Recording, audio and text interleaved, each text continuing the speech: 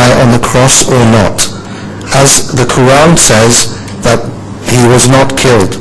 I wanted clarification on this. Jesus was attempted to be crucified till he died upon cross. This was only an attempt. But those who crucified him failed to achieve this purpose. And he was taken down from cross while he was still alive. This is our belief.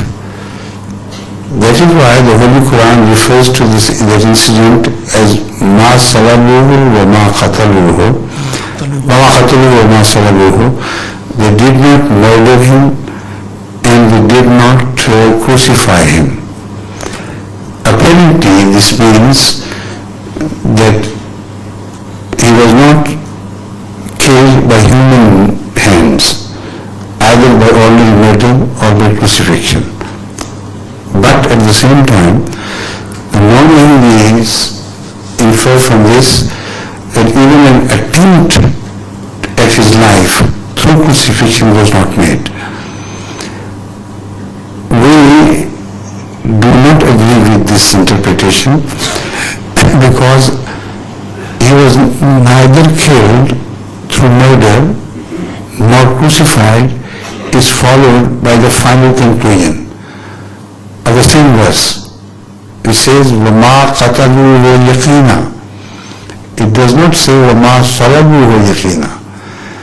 It says, they certainly failed to murder him. And the crucifixion is not mentioned, which means murder was only an attempt. Crucifixion was a means of murder. But they failed to achieve the end result, which was killing of Jesus.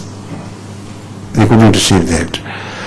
So this is our understanding of the Quranic description, which is fully supported by so many other verses of the Holy Quran which speak of Jesus' normal death, like the normal death of all of the prophets.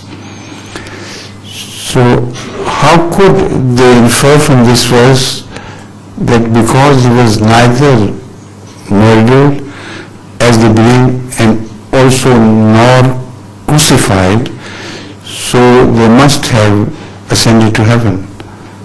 This is the reason why they insist on this verse as indicative of the ascent of Jesus Christ.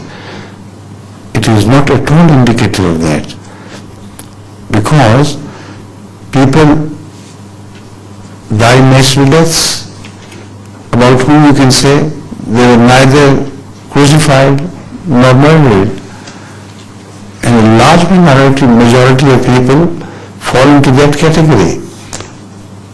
Because you can say about them they were neither murdered nor crucified, do you infer that they must have ascended to heaven? Evidently not.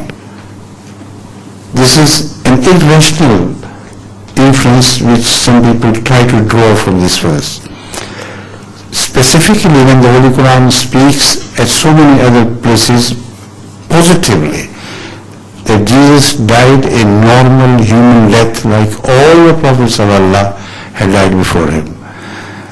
And then regarding the Holy Prophet of Islam, sallallahu alaihi wasallam, using the same expression, the Holy Quran says, Prophet Muhammad will also die like all of the prophets before him. So if he has died, what right have we got to turn back from Islam? So people, all the prophets before him, this expression is exactly the same as applied to in the case of Jesus, which means that all prophets before Jesus died a natural death, so Jesus should also have died a natural death. All prophets before Prophet Muhammad died a natural death, so he should also die a natural death. And evidently, between these two verses, Jesus has no room for living forever or having ascending to or having access to heaven because of